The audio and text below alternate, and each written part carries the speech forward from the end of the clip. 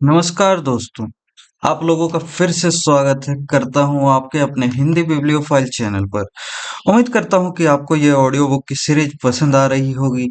आपको ये सीरीज पसंद आ रही है या नहीं, इसकी जानकारी आप इस वीडियो में लाइक और कमेंट करके बता सकते हैं। और हाँ, आप हमें ये भी बता सकते हैं कमेंट में कि आपको अगली ऑडियो बुक किस पुस्तक की चाहिए। और हाँ, आप लोगों को मैं शुक्रिया भी करता हूँ कि आपने हमें इतना प्यार और सपोर्ट दिया। और हाँ, उन सबों को तहे दिल से मैं शुक्रिया करता हूँ जिन्होंने आ, उस समय सपोर्ट दिखाया जब मेरे चैनल पर कॉपीराइट स्ट्राइक पड़ा था और कुछ ऑडियो बुक जो यूट्यूब से रिमूव कर दिया गया। उस वक्त भी आपने सपोर्ट दिखाया, इसके लिए तहे दिल से शुक्रिया करता हूँ। और हाँ, आप हमें हमारे अगले अचीवमेंट के लिए सपोर्ट करें जो कि है 500 सब्सक्राइबर्स की। और हमें उम्मीद है कि आप इसमें मदद जरूर करेंगे। तो चलिए शुरू करते हैं। जैसा कि हम कर रहे थे audio book the psychology of money book की, जो कि मॉर्गन होजेल के द्वारा लिखा गया है। और आज हम करने वाले हैं इस वीडियो में इसका अध्याय तीसरा, जो कि है कभी भी पर्याप्त नहीं। जॉन बॉगले वैगनट के संस्थापक थे, जिनका 2019 में निधन हो गया। उन्होंने एक बार धन दौलत के बारे में एक ऐसी कहानी सुनाई जो कुछ ऐसा दर्शाती है जिसके बारे में हम अधिक नहीं सोचते। शेल्टर आइलैंड पर एक अरबपति द्वारा दी गई एक प्रॉपर्टी में कर्ट वोंगट ने अपने साथी जोसेफ हेलर से कहा कि उनके मेजबान, जो एक हेज फंड प्रबंधक था, उसने एक ही दिन में इतने पैसे कमाए हैं जितने हेलर ने अपनी अत्यंत लोकप्रिय नॉवल कैच 22 की पूरी काल अवधि में भी नहीं कमाए होंगे। हेलर ने उत्तर दिया, हाँ, लेकिन मेरे पास वह है जो उसके पास कभी नहीं होगा, पर्याप्त। पर्याप्त। मैं इस शब्द की सरल वाग्मिकता से स्तब्ध रह गया। स्तब्ध, जिसके दो कारण हैं। पहला, क्योंकि मुझे खुद जीवन में बहुत कुछ मिला है, और दूसरा क्योंकि जोसेफ हेलर ने जो कहा वह एकदम सही था। हमारे समाज के एक अंश के लिए, जिसमें हम में से काफी समृद्ध और शक्तिशाली लोग शामिल हैं, आजकल कोई सीमा ही नहीं है जो पर्याप्तता को परिभाषित कर सके। यह कितना तीक्ष्ण है और कितना शक्तिशाली। आइए मैं आपको हमारे पास पर्याप्त ना होने के खतरों के दो उदाहरण देता हूँ और देखते हैं वे हमें क्या सिखा सकते हैं। रजत गुप्ता का जन्म कोलकाता में हुआ और किशोरावस्था में वे अनाथ हो गए। लोग ऐसे विशेषाधिकृत लोगों के बारे में बात करते हैं जो अपना जीवन थर्ड बेस पर शुरू करते हैं। गुप्ता तो बेसबॉल स्टेडियम भी नहीं देख पाए। उस शुरुआत से आगे चलकर रजत ने जो उपलब्धियां प्राप्त की वे अद्भुत हैं। लगभग 45 वर्ष की उम्र में गुप्ता मैकिन्से के सीईओ बन गए, जो विश्व की सबसे प्रतिष्ठित कंसल्टिंग फर्म है। वे 2007 में सेवानिवृत्त हुए, जिसके बाद उन्होंने संयुक्त राष्ट्र और वर्ल्ड इकोनॉमिक फोरम में अहम भूमिका निभाई। उन्होंने लोक हितैषी कार्यों में बिल गेट्स के साथ सहभागिता की। वे 5 अन्य पब्लिक कंपनियों के बोर्ड ऑफ डायरेक्टर्स में सम्मिलित थे। कोलकाता की झुग्गी झोपड़ी से निकल गुप्ता अभी तक के सबसे सफल उद्यमियों में से एक बन चुके हैं। सफलता के साथ साथ उन्हें प्रचुर संपत्ति भी मिली। 2008 में खबरों के अनुसार गुप्ता की शुद्ध संपत्ति $100 मिलियन थी। इतनी राशि अधिकांश लोगों के लिए अपरिमेय है। उस राशि का 5% वार्षिक प्रतिफल प्रतिदिन लगभग $600 प्रति घंटा उत्पन्न करता है। वे जीवन में जो चाहे वह कर सकते थे, और जो वे चाहते थे वह मात्र एक सेंटा मिलीनियर बनना नहीं था, वे एक बिलियनियर बनना चाहते थे, और वे हर साल में यह पाना चाहते थे। गुप्ता गोल्डमैन सैक्स के बोर्ड ऑफ डायरेक्टर में से एक थे, जिसके कारण वे विश्व के कुछ सबसे अमीर निवेशकों से घिरे हुए थे। एक निवेशक ने प्राइवेट इक्विटी टाइकून के भुगतान दिवस का हवाला देते हुए गुप्ता के बारे में कहा, मुझे लगता है वे उस समूह में रहना चाहते हैं। वह एक अरबपतियों का समूह है ना? गोल्डमैन जैसे अरबों खरबों का ही समूह है, सही है ना? बिल्कुल सही। और इस तरह गुप्ता को एक लाभप्रद अन्य काम मिल गया। 2008 में जब गोल्डमैन सैक्स को वित्तीय संकट की मार झेलनी पड़ी, वॉरेन बफेट ने इस बैंक को बचाने के लिए $5 बिलियन की राशि निवेश करने का निर्णय लिया। गोल्डमैन बोर्ड का सदस्य होने के कारण गुप्ता को सामान्य जनता से पहले इस सौदे की जानकारी मिल गई। यह एक मूल्यवान जानकारी थी। गोल्डमैन का अस्तित्व शंकास्पद था और बफेट के समर्थन से निश्चय ही उसके स्टॉक में उछाल आ जाता।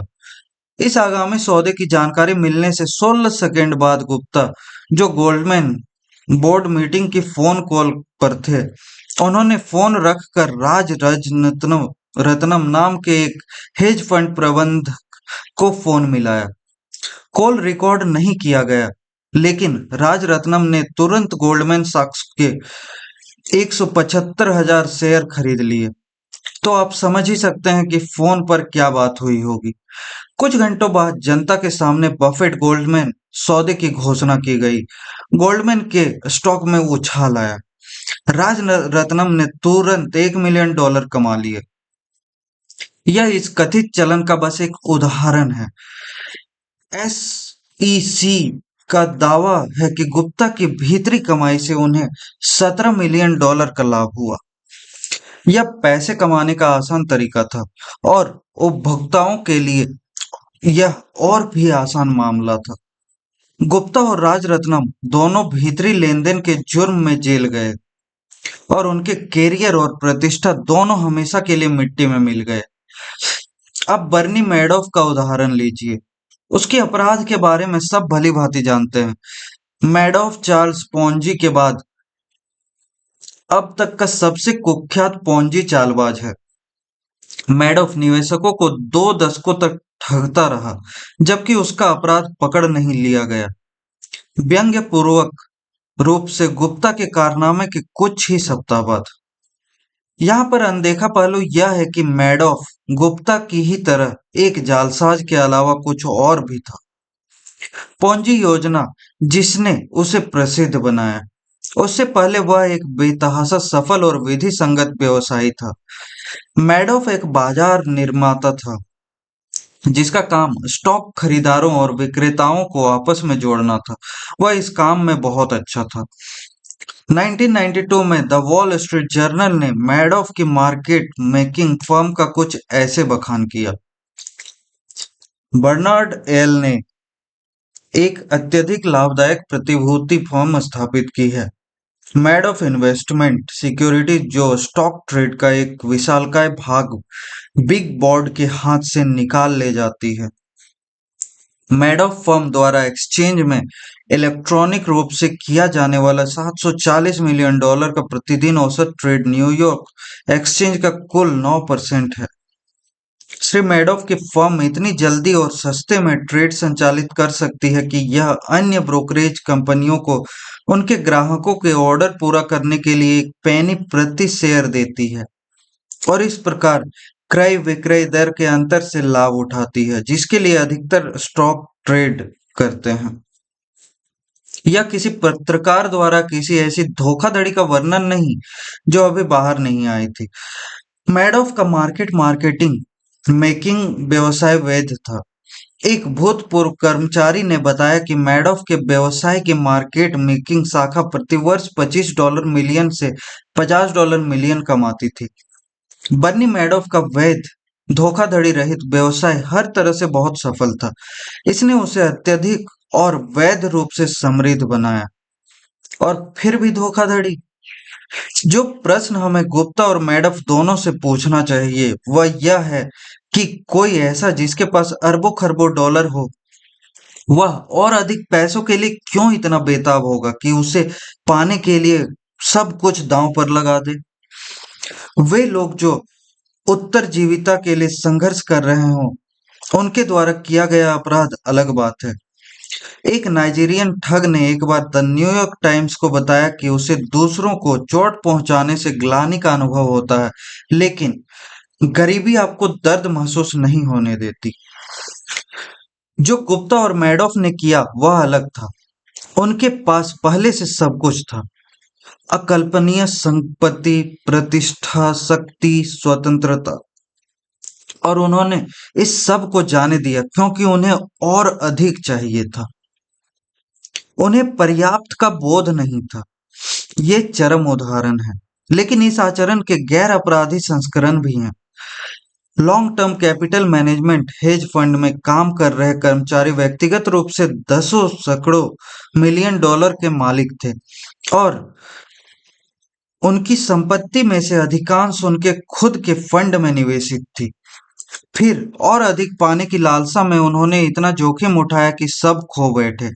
1998 में इतिहास की सबसे दृढ़ अर्थव्यवस्था और सबसे अच्छे बुल मार्केट के बीच वॉरेन बफेट ने बाद में इसका इस तरह वर्णन किया।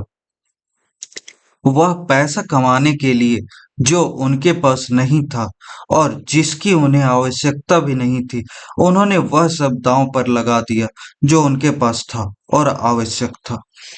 और यह मूर्खता है, यह साफ मूर्खता है।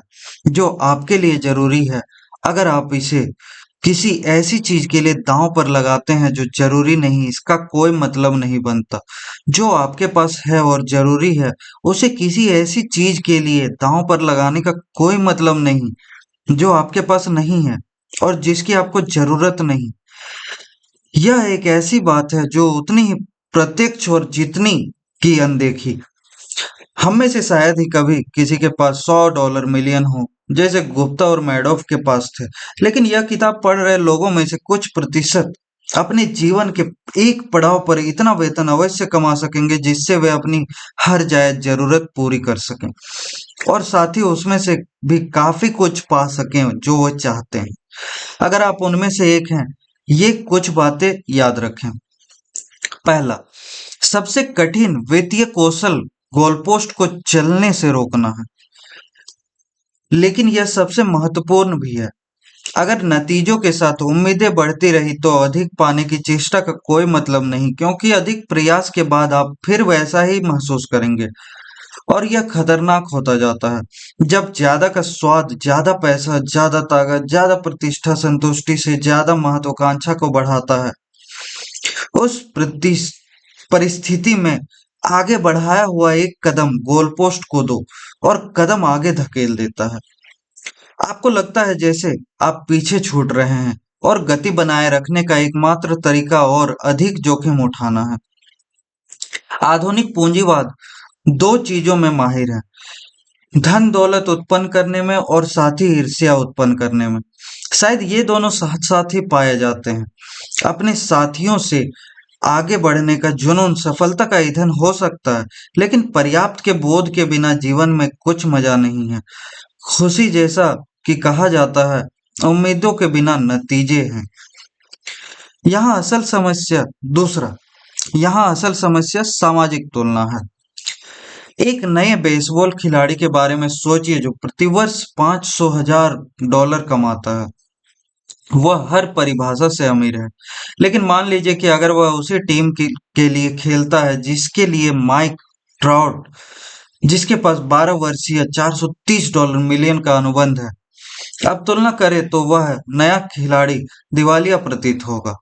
लेकिन अब माइक ट्राउट की तरह सोचिए, $36 मिलियन प्रतिवर्ष बेतहाशा धनराशि है, लेकिन 2018 में उच्चतम आय वाले हेज फंड प्रबंधकों को शीर्ष 10 की सूची में आने के लिए $340 मिलियन प्रतिवर्ष कमाना आवश्यक था।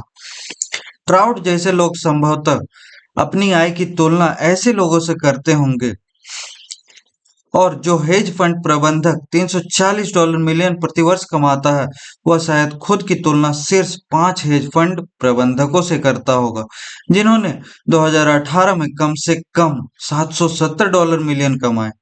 वे शीर्ष प्रबंधक वॉरेन बफेट के जैसे किसी से प्रेरित हो सकते हैं जिनकी निजी संपत्ति 2018 में $3.5 बिलियन बढ़ गई। बफेट के जैसा कोई शायद जेफ बेजोस से प्रेरित हो सकता है जिनकी शुद्ध संपत्ति 2018 में $24 बिलियन बढ़ गई, एक ऐसी राशि जिसका प्रति मिनट भाग अमीर बेसबॉल खिलाड़ी के पूरे साल की कमाई से अधिक है। मुद्दा यह है कि सामाजिक तुलना की छत इतनी ऊंची है कि वस्तुतः कोई इसे नहीं छू पाएगा। जिसका मतलब यह है कि यह एक ऐसी लड़ाई है जिसे कभी जीता नहीं जा सकता, या फिर जीतने का एकमात्र तरीका यह है कि कभी इसे लड़ा ही ना जाए। यह मान लेना कि आपके पास पर्याप्त हो सकता है, फिर चाहे वह दूसरों के मुकाबले कम ही क्यों ना हो। मेरा एक दोस्त हर साल तीर्थ यात्रा पर लास वेगास जाता है। एक बार उसने एक डीलर से पूछा, सॉरी, तुम कौन से खेल खेलते हो और कौन से कसिनो में? डीलर ने बहुत गंभीरता से जवाब दिया, लास वेगास के कसिनो में जीतने का सिर्फ एक तरीका है, वह यह है कि जैसे ही आप अंदर आए वापस बाहर निकल जाएं। और ठीक इसी तरह दूसरों की संपत्ति से तुलना करने का खेल भी काम करता है। तीसरा, पर्याप्त बहुत कम नहीं होता। पर्याप्त होने का विचार रूढ़िवाद के जैसे लग सकता है, जिसमें अवसरों और क्षमता को छोड़ दिया जाए। मुझे नहीं लगता यह ठीक है। पर्याप्त का मतलब यह समझना है कि इसका विपरीत और अधिक की भूख आपको पछतावे की छोर पर लाकर खड़ा कर देगी। यह जानने का एकमात्र तरीका कि आप कितना खाना खा सकते हैं यही है कि आप तब तक खाना खाएं जब तक बीमार ना पड़ जाएं। कुछ ही लोग ऐसा करते हैं क्योंकि उल्टी करने की तकलीफ खाने के स्वाद से ज्यादा होती है, लेकिन किसी कारण यह तर्क व्यवसाय और निवेश में नहीं चलता, और अधिकतर लोग जब जाकर रुकते हैं जब वे टूट जाएं या रुकने पर मजबूर हो जाएं। यह अबोध रूप में कुछ ऐसा भी हो सकता है, अपने काम में अक्रियाशील हो जाने से लेकर एक जोखिम भरा निवेश आवंटन जिसे आप कायम ना रख सकें। दूसरी तरफ दुनिया में रजत गुप्ता और बर्नी मैफोर्ड जैसे लोग हैं जो चोरी करने पर उतर आते हैं क्योंकि उन्हें लगता है कि बिना नतीजे की परवाह किए हर डॉलर हासिल करना जरूरी है। जो भी हो, हर एक संभाव्य डॉलर को ठुकराने की असमर्थता आगे चलकर आपको भारी पड़ेगी। चौथा, बहुत सी चीजें जोखिम में डालने लायक नहीं होती, चाहे संभाव्य लाभ कितना ही अधिक हो। जेल से रिहा होने के बाद रजत गुप्ता ने द न्यूयॉर्क टाइम्स को बताया कि उन्होंने एक महत्वपूर्ण सीख पाई है, कभी भी किसी चीज से हद से ज्यादा अनुरक्त ना हो। आपकी प्रतिष्ठा, आपकी उपलब्धियां या इनमें से कुछ भी। मैं अब इस बारे में सोचता हूँ, इससे क्या फर्क पड़ता है? ठीक है, जो हुआ उसने मेरी प्रतिष्ठा अनुचित रूप से नष्ट कर दी, और यह तभी तकलीफ देता है अगर मैं अपनी प्रतिष्ठा से बहुत लगाव रखता हूँ। यह शायद उनके अनुभव से लिया जाने वाला सबसे खतरनाक सबक मालूम पड़ता है, और मुझे लगता है कि यह एक ऐसे आदमी का खुद को तसल्ली देने के लिए बहाना है जो बुरी तरह से अपनी प्रतिष्ठा वापस चाहता है, लेकिन अब वह जा चुकी है। प्रतिष्ठा अमूल्य है, आजादी और स्वावलंबन अमूल्य है, परिवार और दोस्त अमूल्य हैं, जिन्हें आप प्यार करते हैं उनसे प्यार पाना अमूल्य है, खुशी अमूल्य है।